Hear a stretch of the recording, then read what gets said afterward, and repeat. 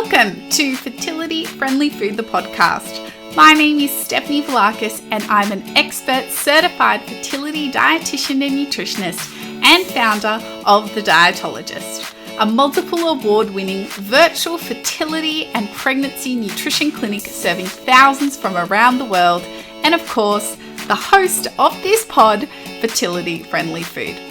This podcast is dedicated to all things health and nutrition in the world of fertility, reproductive health, and pregnancy.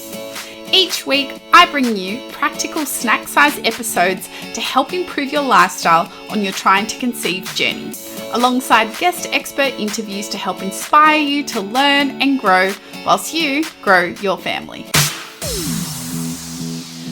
Welcome back, everyone, and I am excited to be sharing another story from our very own community from The Dietologist and Fertility Friendly Food, the podcast. I was pumped to hear from our guest today, Sarah, who has previously been a long-time client of ours here at The Dietologist in preparation for her journey into solo motherhood by choice. She is now the mum to almost 2-year-old Hartley. Can hardly believe he's almost 2 years old. Wild. Today, Sarah is going to share her story of the path of choosing to be a single mother by choice, the preparation and care team she assembled to support her, the trials and tribulations along the way, navigating absent menstrual cycles for many years and later a diagnosis of type 2 diabetes, finding a clinic-recruited donor for sperm, and then progressing to IVF, all whilst living with chronic pain and also running a business. We are so grateful to Sarah for coming on and sharing her story with us. As always, super important to show the utmost kindness, respect, and warmth towards our guests. I know you will. You are all fabulous humans. This is just one insight into one person's story. It is not medical advice, and we should absolutely avoid comparing ourselves to each other on this path. You are all on your own very unique path to growing your family, and if you need medical or health advice, please consult your individual care practitioner. Without any further ado, a huge warm welcome to our guest, Sarah.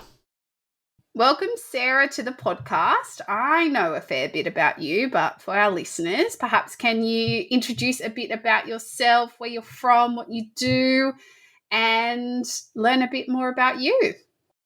Of course. Thank you so much for having me, Steph. It's so nice to see your face again. So my name is Sarah. My little guy is Hartley. I'm actually a solo mum by choice, which is basically means I got sick of waiting for Mr. Right and went and did IVF solo gal style, so with a sperm donor.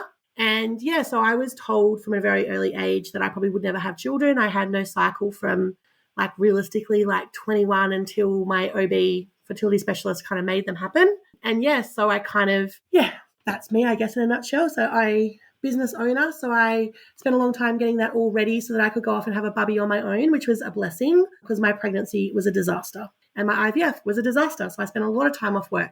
Thank God my team kept everything running. And thank God for Steph keeping me sane and eating somewhat healthy when all I could eat was potato. Oh, yes. Everyone's got a potato, pasta, rice, cracker, Weet Bix phase of the journey at some point. It is a rite of passage, absolutely. So, you briefly touched on it there, but what was that path that kind of led you to make the decision to pursue being a solo mum by choice? Because it is something that I encounter a lot with my clients, particularly those who are freezing their eggs, who are thinking, oh, maybe one day I'd consider that. So what kind of precipitated that thought? Was it age? Was it a particular life stage?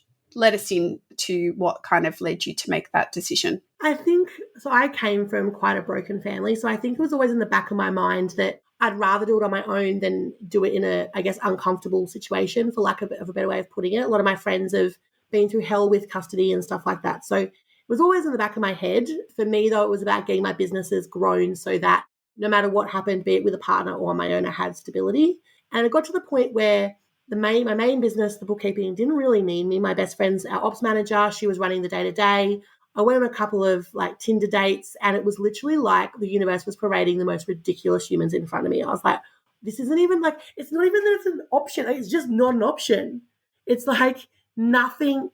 It would just nothing aligned. There was this is not happening. And so I got to the point where I was like, okay, well, I'm 34. Either I do this or it's not going to happen.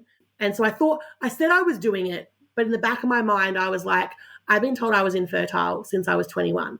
Let's just do it so I don't have to think about it anymore. I can just go back to being the infertile aunt who spoils the girls' clothes and gets on with it. And then I chose a really good fertility specialist, and, well, my son is now here. I guess a combination of age and just, circumstances, really, to summarize it. But that was the lead up. Yeah, I mean, I think so many of us can relate to the frustrations of modern dating, which you alluded to there. Made me giggle after my own foray in that arena over the past couple of years. But it is certainly something that I increasingly am hearing from clients who, particularly those who are freezing their eggs, I'm finding who, are thinking about it for the future, perhaps as an option. Now, what did that process look like for you? Did you have a donor that you knew that you were going to ask, or were you going to go to the fertility clinic and get a donor? And as you said, you hadn't had a cycle since you were 21. So what was kind of the process with your specialist? Went in and said, hey, I want to pursue solo motherhood by choice. Yeah, so for me, it was more about the fertility side because some solo mums, it's literally just the lack of a partner that takes them down the IVF or IUI route. For me, it was that plus obviously fertility issues. So my GP had been onto me for quite a while, like a couple of years, like, you could just do it on your own. And I was like, no. She's like, but you could. And I was like, I could, but let's stop talking about it. And then I actually went and saw her and I was like, okay, so I need a referral to a fertility specialist. And she actually got all excited. She's like, oh, I'm not being professional. It was very cute. And so she sent me off to Joe Scroy is who I saw. And it was more about discussing the fertility side than the no partner side, because that was a given. Like that, it's a structured process. You find a donor, be it on your own or through the clinic, and that was it. But working out what was wrong with my body and could he fix it was more for me the issue. Because of my past and the custody stuff with me growing up, I was never going to have a known donor. I personally think girls who have a known donor are incredibly brave. I like the unknown and the security of that. It's very controversial. Some people say going unknown is not great for the child. Others say everyone has their opinions. For me, I wanted to know, so being that he could meet the person at some point was important, which is why I went Australian. I believe overseas is a lot harder for them to meet when they're like 18, etc. But I wanted to know that I guess I had full control, which I guess makes sense. I've run a business. I've been in full control of my life for a long time. Sharing that control probably wasn't going to go down very well. So I was happiest to go with whatever the clinic had. I assumed there'd be all sorts of amazing donors and they'd have photos and they'd be like, I don't know, all sorts of things. And the fact of the matter was that the list was quite small and it was quite large when I went compared to what it has been in recent years. So it was very easy to narrow down like who I was going to choose and how it was going to look. But it was very much, a medical process. It wasn't have a difficult conversation, or not difficult, but, an awkward conversation with a friend. It was very much, it was just an ingredient or a medication to the process in my situation. Yeah.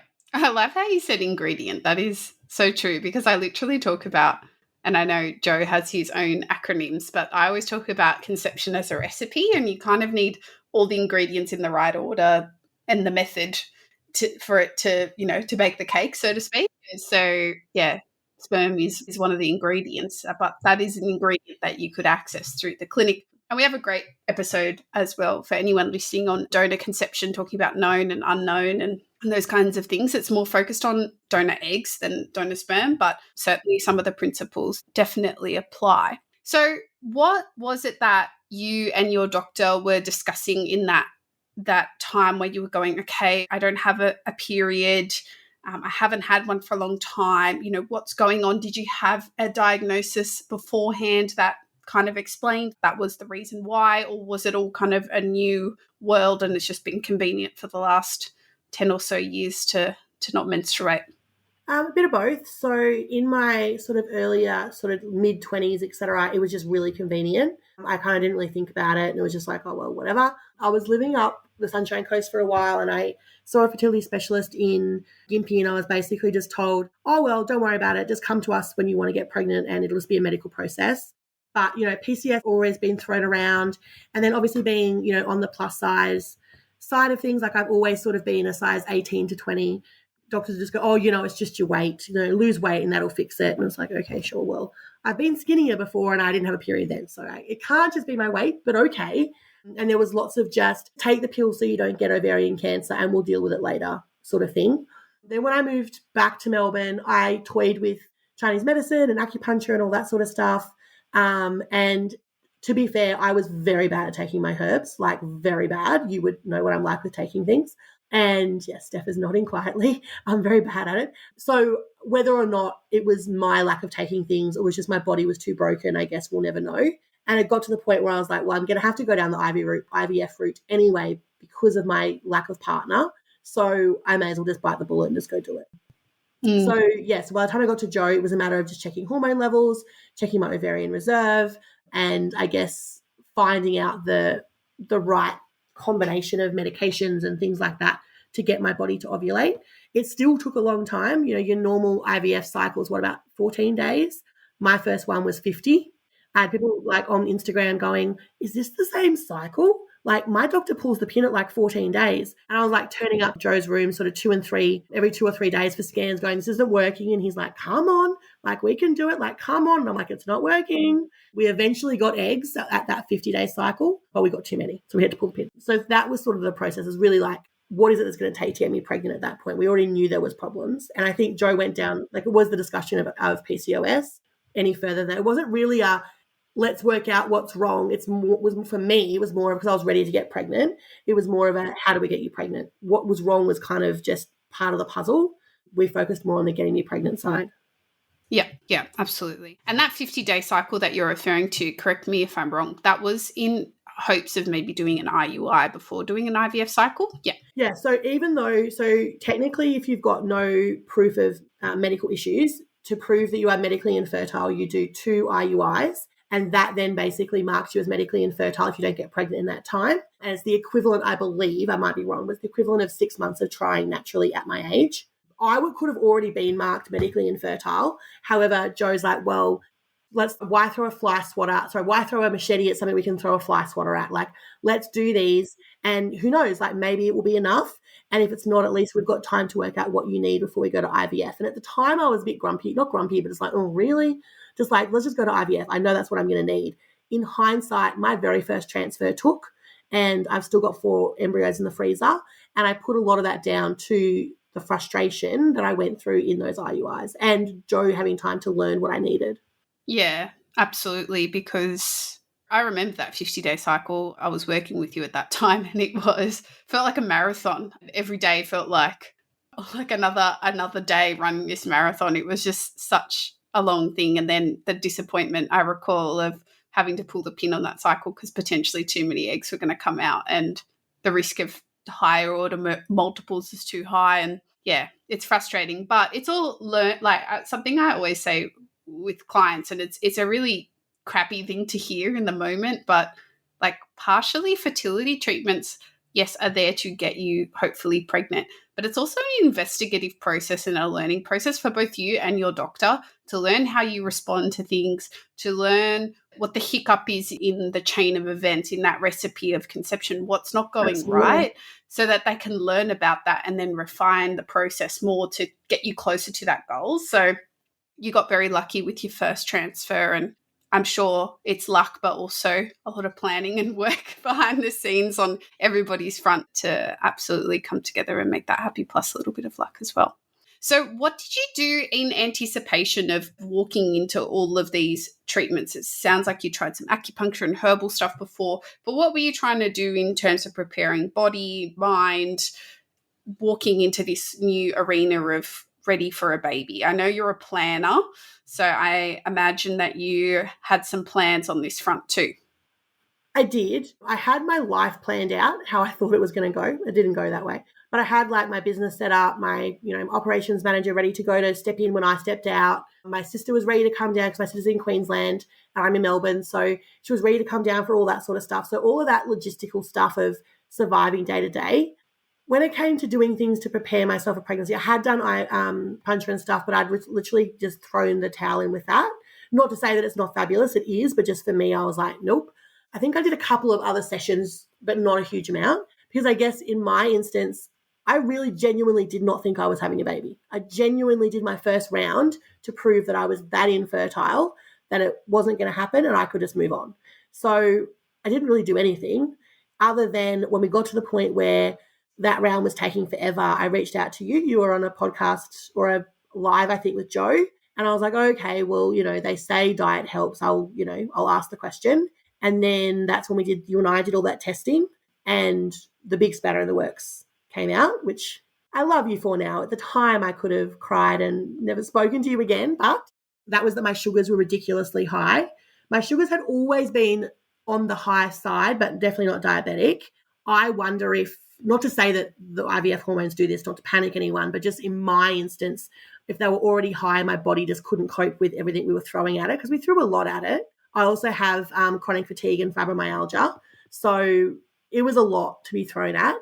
Anyway, so we did that testing, and that's when we then stepped in and started changing stuff up. But up until then, it was, come on, Joe, see if you can get me pregnant. Thinking, genuinely not believing he could. He proved me wrong. He did. Yes, I remember that spanner in the works very well. And I think you came to me, and this is the question that we always are asking at the dietologist before you even get to, and it doesn't matter how your family structure looks like. The question is always, why have you ended up here?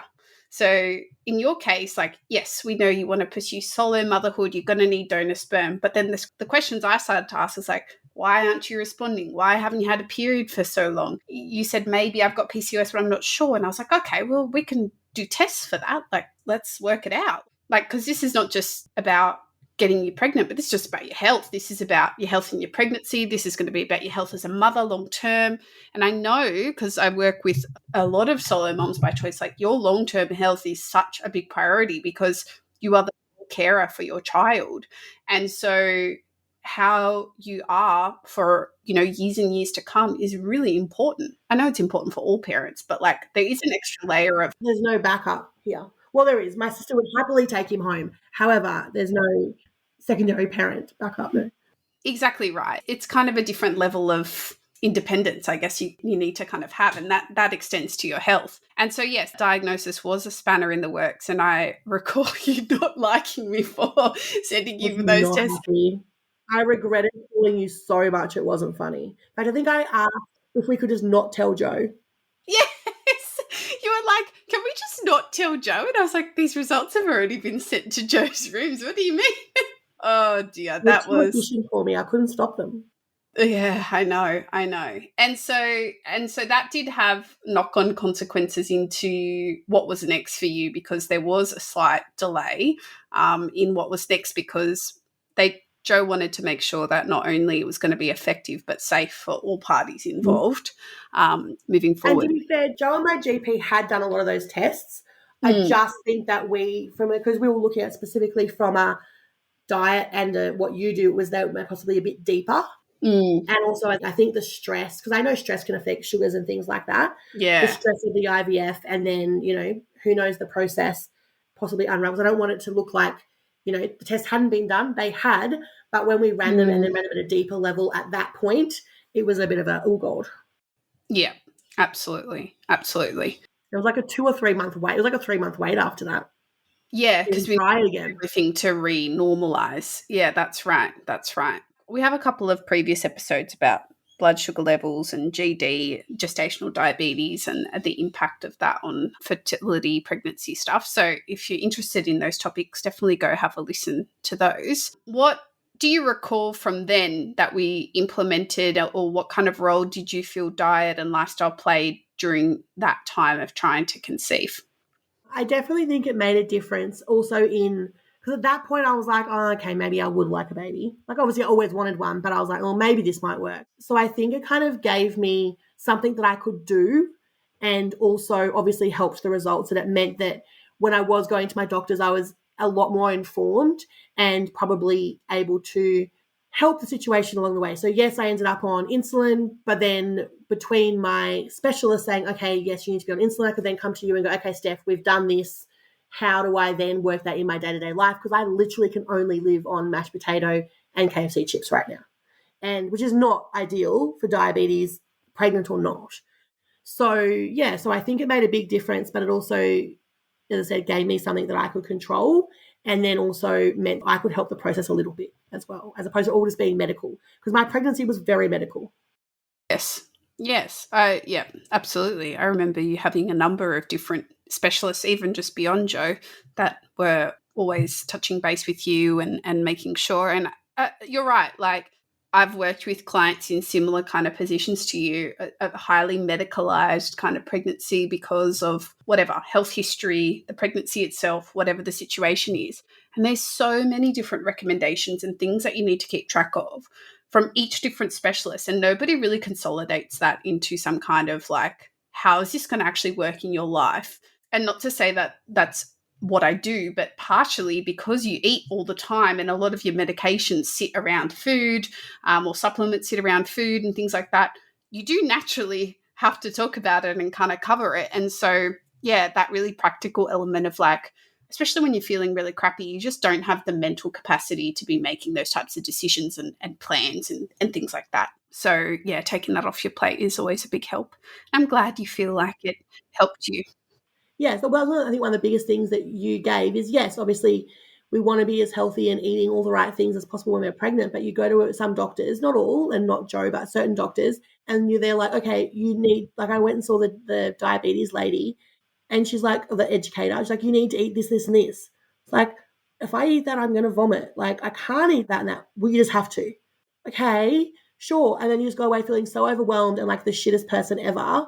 And where I would come to you and go, okay, this is what they're telling me. I don't know how to do this, Steph. It's too hard. And you'd be like, okay, let's fix this. And we'd make it doable. So I think that was one of the biggest things you personally brought. And I know you guys are quite unique in how you do things, but yeah, it made a big difference. Yes, because there's always, I think, and this is just speaking more broadly, is that generally speaking, a lot of other healthcare professionals will provide some basic level of nutrition guidance of like, you should eat low GI, or you should eat more fruits and vegetables, or you should whatever. It's the shoulds come out, right? Like the should. And the reality is most people have enough knowledge to probably already know what you're talking about. Yeah. Or they've, looked it up on the internet.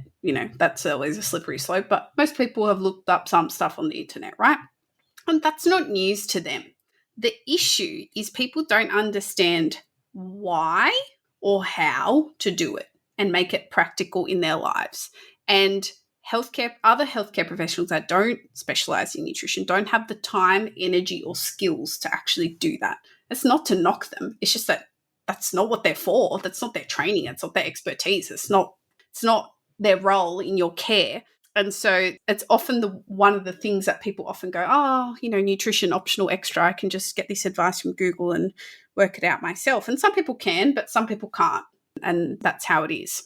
Now, my other question to you was, as all of you know who are listening, and Sarah knows too, last year I froze my eggs, and navigating that process as a single woman at the time, it brought up a lot of different feelings for me that I guess I didn't expect, like whilst I was doing the stimulation in particular.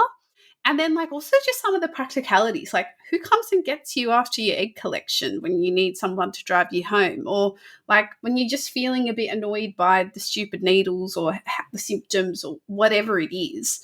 Like what kind of support structures did you have for yourself during that time? And yeah, like let us into that, because yeah, some of the stuff definitely took me a little bit by surprise, that's for sure.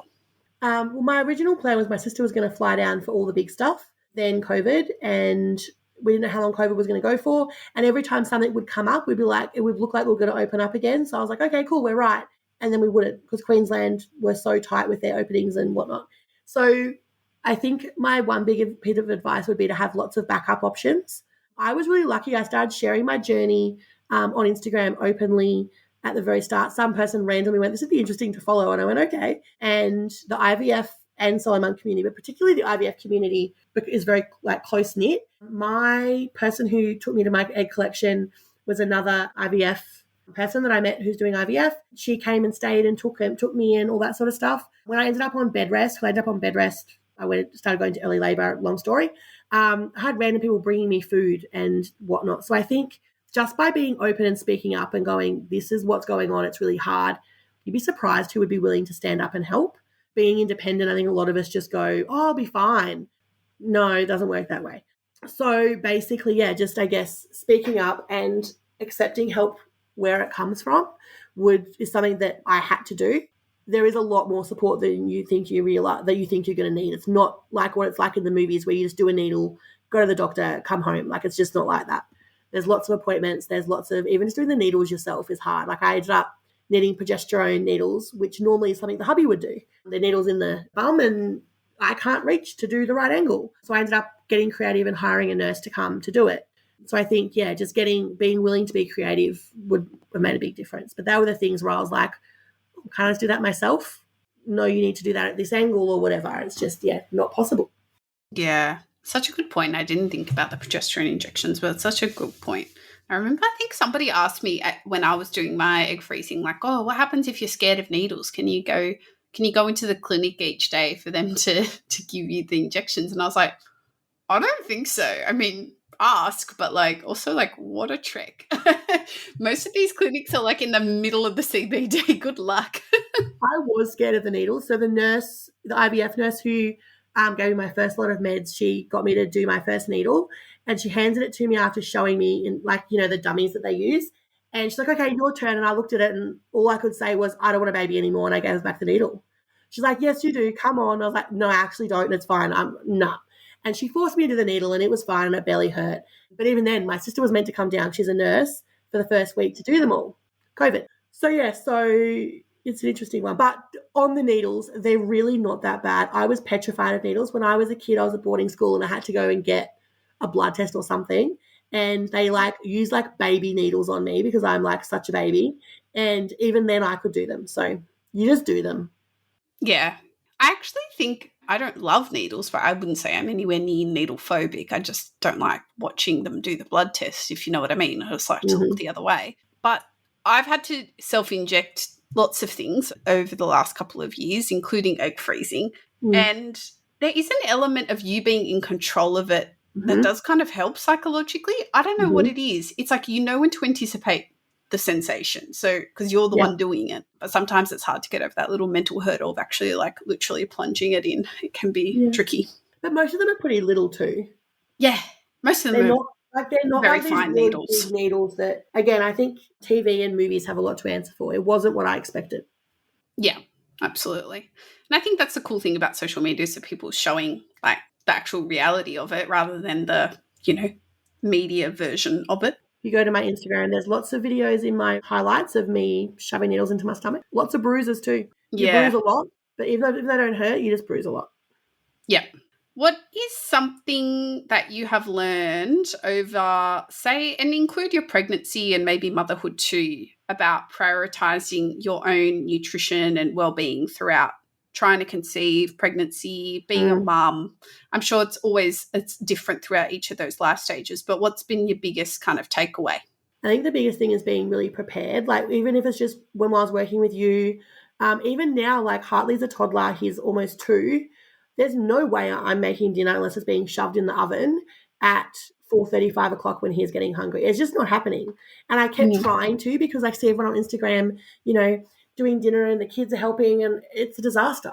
So it's not Instagram. Some nights it's fine and he's happy and it's fun, but no. So I think just being really prepared and also doing what works, just because you want to do, I don't know, such and such meal, if you need to find a workaround. For example, I know there's one time when I was on bed rest, we're like, okay, cooking is too hard. I can't do this. I'm on my own. I'm allowed out of bed an hour a day kind of thing. And we were looking at meal deliveries, or, okay, of the jar sauces at the supermarket, what are the ones that are okay? And I think, especially when I was doing acupuncture, I think I tried so hard to do it the right way, in air brackets, the perfect way, that actually made it too hard for myself, and I gave up. So that's one of the things I've learned through all my stages, is being prepared and doing it in a way that works for you. Not to say that jar sauces are right. You're probably having a breakdown of me saying that, but it's not about that. It's about, just finding the easy way. It might be that you happy to eat soup every night, and that's so fine, but make a big batch of it. Don't run out and then, freak out about dinners. I think that's the biggest thing. And I wish I'd done more of that in the lead up to my pregnancy or my birth. I was actually talking to someone, because my son was born at 34 weeks. was talking to someone earlier, and I was literally standing at the counter eating crackers and dip, wondering why I was losing weight and not producing milk. Because that's all I ate for days and days and days, because it was all I could physically use my brain for. Yeah. Or I was like, would feel bad stopping to make a meal because that's time I could have with him in the hospital, or I had to pump or whatever. So I think we underestimate being prepared, and being prepared early. Had I started making meals at 30, well, I was on bed rest, but 30 weeks, I would have had meals at 34 weeks when he was born, but I didn't, because we all assume you're going to get that little wonderful period at the end where you're sitting around waiting for baby, but it doesn't always happen. Yeah, totally. I say that quite a lot to my clients is like, if you're making spaghetti bolognese, just make double, freeze half. If you're making soup, just make double, freeze the rest into portions. Like, it's not going to go bad in the freezer. Like, it's fine. It's just going to be there. And yeah, absolutely, that postpartum meal prep for birth. And, exactly, you touched on a really great point there that I wanted to highlight, which is obviously having a baby that's born earlier than you expected has its particularly unique challenges immediately postpartum, being separated, milk, all that kind of stuff. But that mental capacity of I don't have time nor energy to think about nor prepare a meal, and you're just eating crackers and dip as an example. And then, yes, the stress of crap, I'm not making enough milk, or and sleep deprivation, stress, undernutrition, not hydrating enough. And then people are going out and buying, lactation supplements, teas, cookies, all this stuff. I tell people from the jump, I'm just like, don't buy into any of that stuff, because if you're doing all the basic stuff well, it's just a Band-Aid. Like, the cookie isn't going to give you magical booby milk. It's just going to give you extra calories that you probably should have been getting from your food in the first place. So and sometimes it's a convenient way to do it. And so I'm not knocking it in its entirety, but I think particularly on social media, there is this hyper focus on kind of the superfood or the super product that's going to save all your issues. And people just overlook some of the basic stuff. And sometimes the basic stuff isn't in your control, and such is life. But yes, I think that's a really important point that you touched on. What did you find was like your biggest hurdle when it came to nutrition during this journey? And what did you feel like helped you overcome it? I think probably a couple of things. One would be everyone's opinions. People are so opinionated when it comes to nutrition and things like that, and trying to work out between that and what worked for me. So I was on bed rest from 20 odd weeks until my waters broke at 34 weeks. And in an ideal world, I would have loved to have been making veggie stir fries and doing this and doing that, but that doesn't fit in to being stuck in bed all day.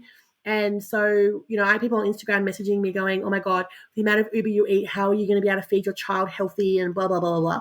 And dealing with that I'm just trying to survive here. Like, I'm trying to eat healthy and give my child what it needs and do what everyone else is telling me. So I think people's opinions is a big one. I hear a lot of people say like, I just want like one piece of sushi. And I was just like looking at the sushi window and someone like gave me a glare because I'm pregnant, or coffee or whatever. So I think like a lot of that's challenging. I think also when you just feel so sick, and as I said, all I wanted was KFC chips. I remember one day I ate a packet of KFC chips that I'd Ubered to myself because I was too sick to leave the house. And I was like, I just need another one. And I Ubered myself a second one. And as I'm eating it, I'm like, this is not what I should be giving my child. I remember I had a meeting, like an appointment with you not that far down the road. And I was like, Steph, like, I don't know what to do. Like, I don't know what to eat. And it's like, giving yourself permission that if you eat something wrong, you can fix it. But also, how on earth do you eat what you meant to eat when you feel terrible is a big one that I found hard. I just tell people survive now, thrive later. Like chances are the nausea, the sickness, the food aversions, it'll pass. What you do, in that regard is not as critical as we think it is, like as our brains tell us it is, that it's, do or die. It's certainly not. And the main thing is that something's going down, staying down, and that you're well hydrated. There is additional layers of complexity and, I guess, thought because of unique medical histories.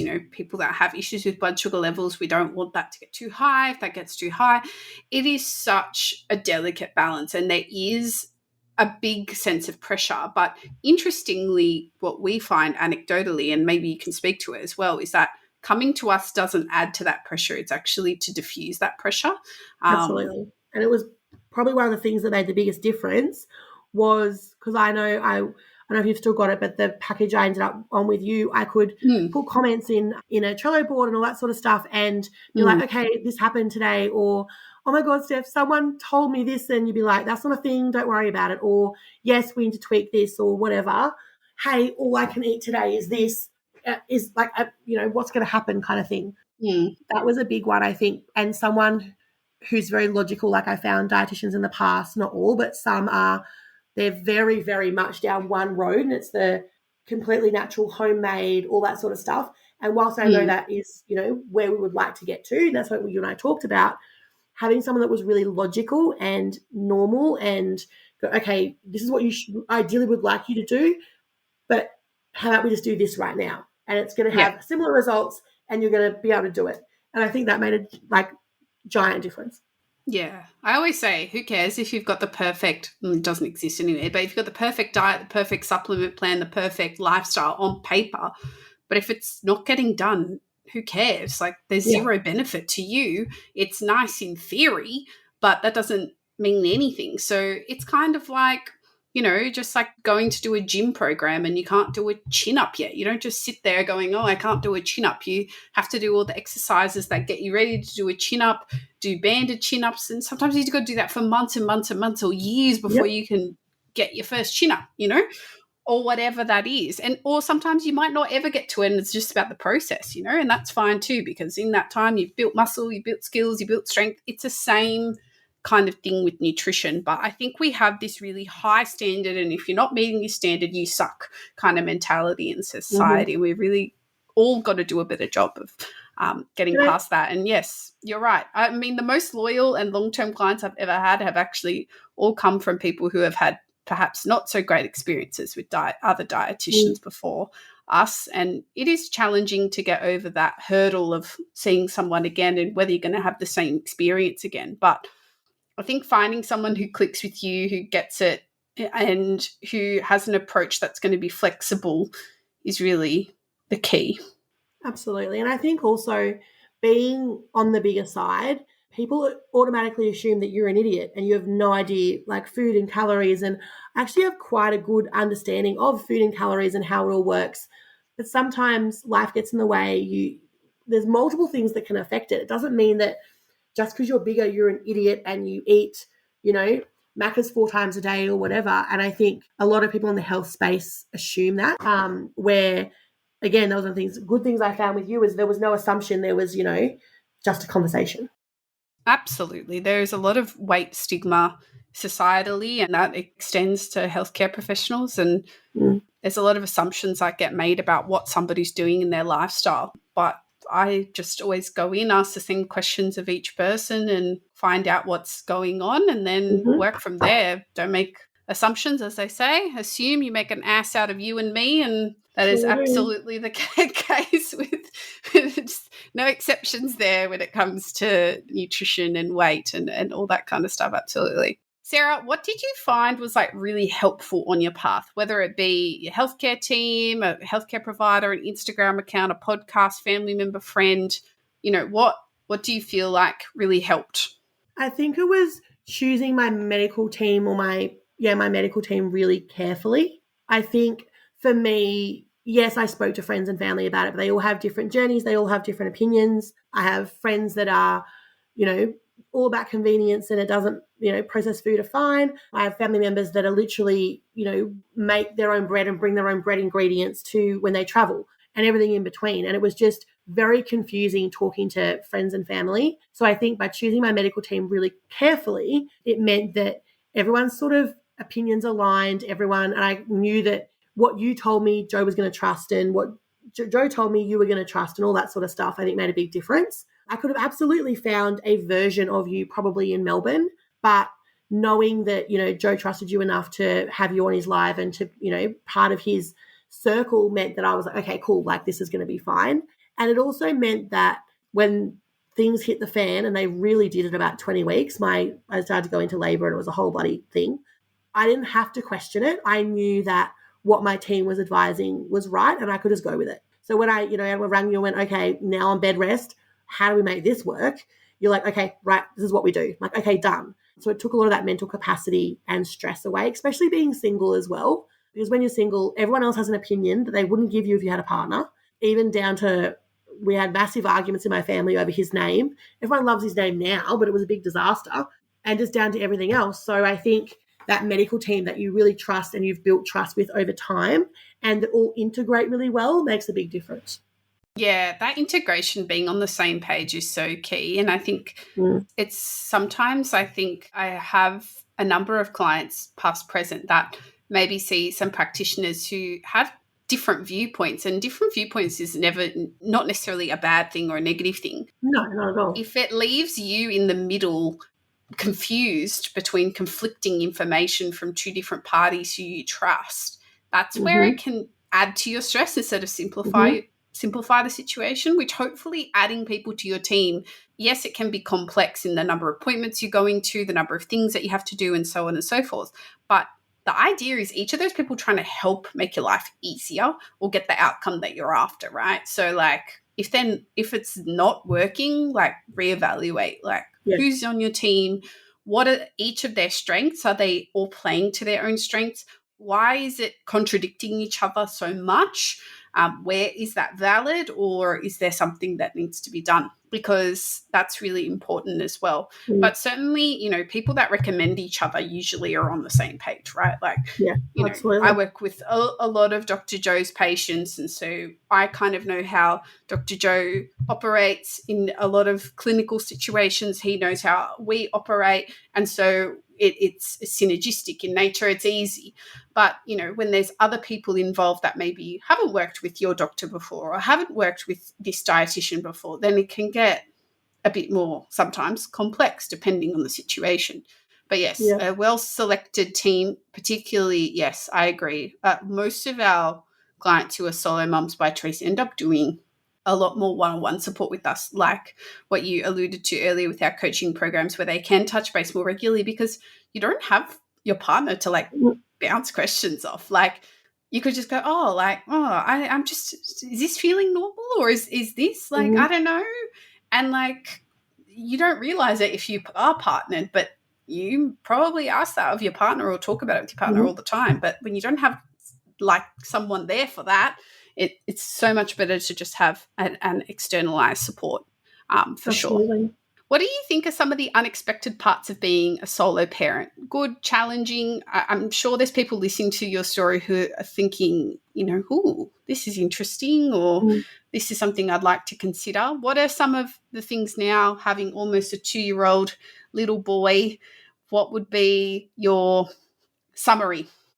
It sounds corny, but probably building a support network.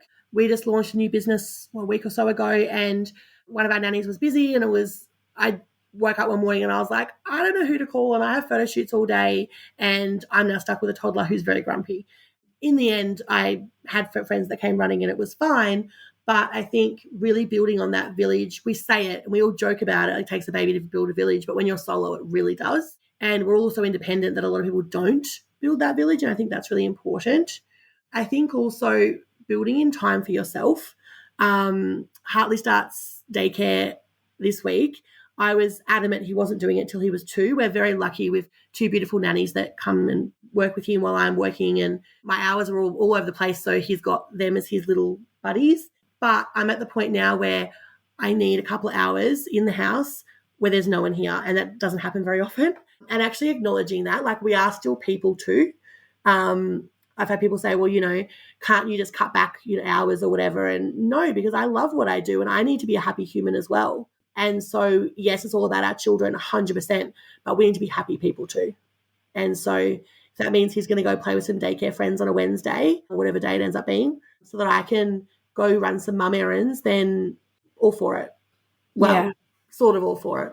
Still getting my head around that one. And then the other thing is plan out your meals. I know I've said it before, but the hardest thing I think is getting dinner on the table on the day, and the house reset, and dealing with him when he's grumpy. I know a lot of mums struggle with that, even when their partners are at work. But when you're solo and you've got to juggle it all, it's a lot. So I started, it was actually a blessing. My cousin had a bub and I started making meals for them, and I would, on a Monday, do 3 or 4 meals, separate it out, and half for them, half for us. And I've kept doing it. It's the best thing ever. Mm, It just means that there's no stress. 4 nights a week, all I have to do is reheat it and add some rice or whatever. mm, And it means also that what he's eating is actually healthier, because I'm not getting to the end of the day where I'm exhausted. It's like, oh my God, just have nuggets. yeah, totally. And like, what's that ad, Snickers or whatever? You don't trust your tired to hungry self or whatever. Like, Yeah. it's so true. Like, nobody makes a nutritious food choice when they're ravenous and tired. Absolutely Nobody not. does.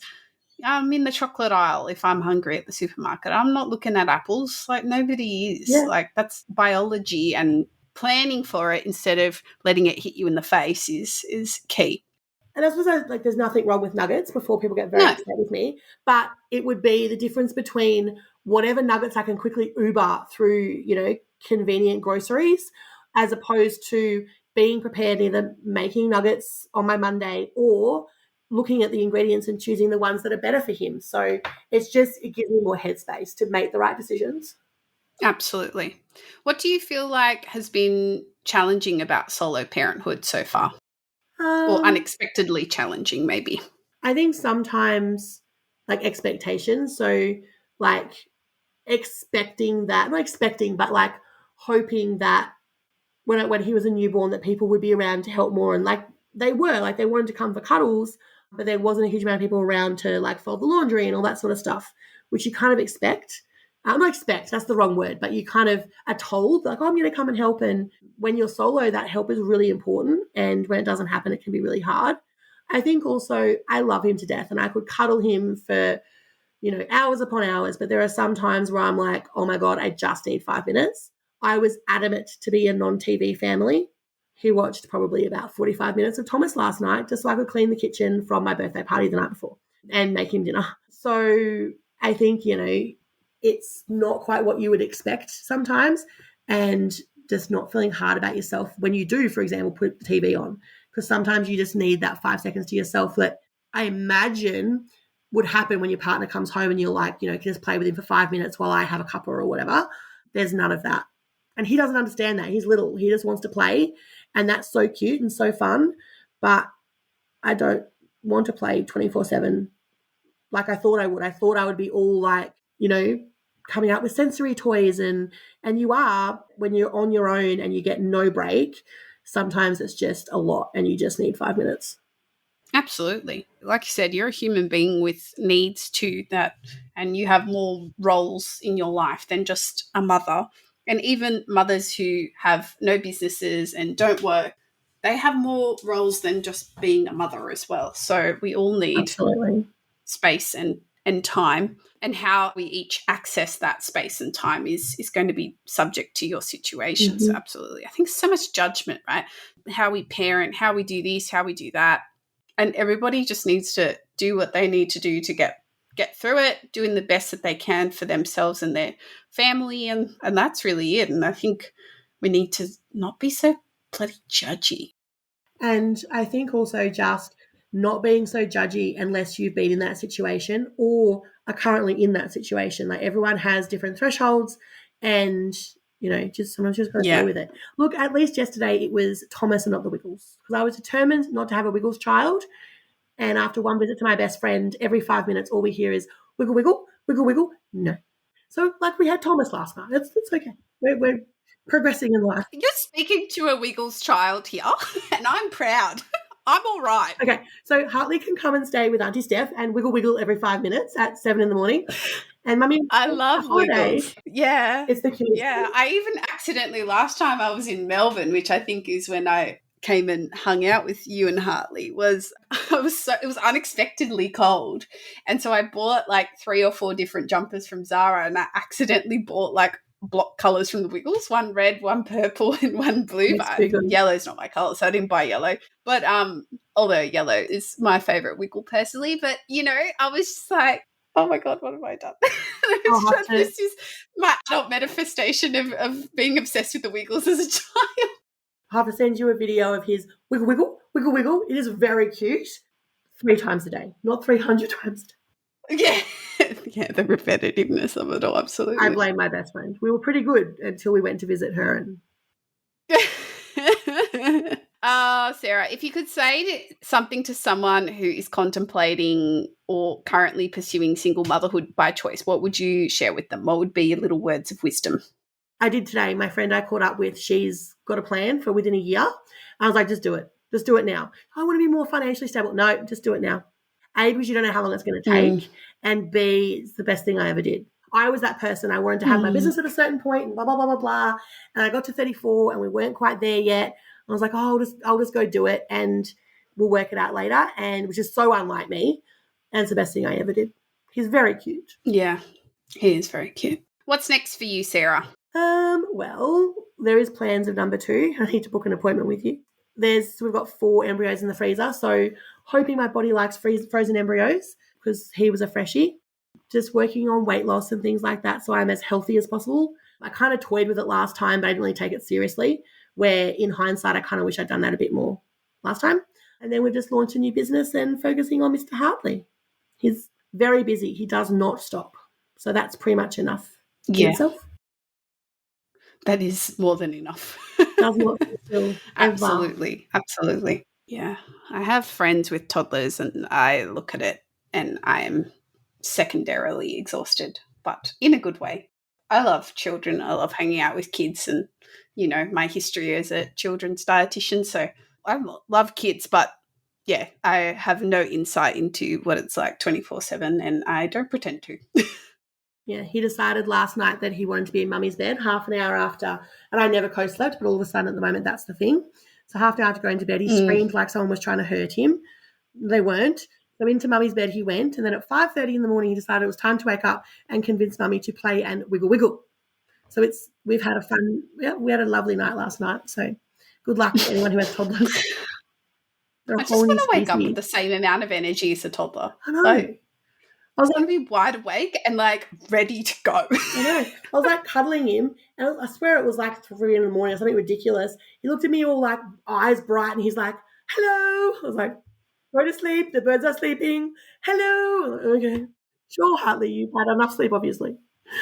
Oh dear. Oh dear. It will be good memories. Yeah. Thank you, Sarah, for joining us and sharing your story and being vulnerable with me and our listeners today. I just know that your story is going to touch this incredible community. So thank you for coming on, sharing, and your time. You're so appreciative of you.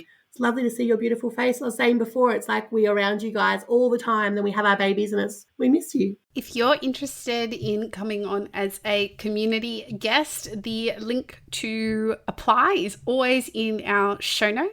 And if you are listening and you are thinking, hey, I need some support with my diet and lifestyle for fertility and pregnancy, then you can reach out to us via the link in our show notes to apply for one-on-one fertility and pregnancy nutrition coaching with our expert team of dietitians here at The Dietologist. I really hope you loved this episode, and I'm looking forward to bringing you more of your unique and incredible stories in this season of fertility-friendly food. So if you do love it, let me know. Send me a DM on Instagram at @the_dietologist with your thoughts. And don't forget to share this episode with a family member, friend, or colleague, and leave us a 5-star rating on Apple Podcasts or Spotify, and hit follow wherever you are listening. It makes the world of difference to our little podcast. Until next time, everyone. Bye. Just quickly, are you currently trying to conceive, or are you on a fertility journey? If so, you can feel like there are 101 things you could or should be doing when it comes to your preconception or fertility health. It's easy to get overwhelmed really quickly. This is exactly why we created our preconception lifestyle checklist. It's 1 page for you and 1 page for your partner, categorized into supplements, diet, lifestyle, and environmental factors, and we focus on the low-hanging fruit. These are simple but effective strategies known to help improve your health and well-being for fertility, and also for a healthy pregnancy and a healthy baby too. Over 5,000 people have downloaded it already. Do you want your free copy too? Head to the link in the show notes now to swipe your free checklist. Okay, let's get into today's episode.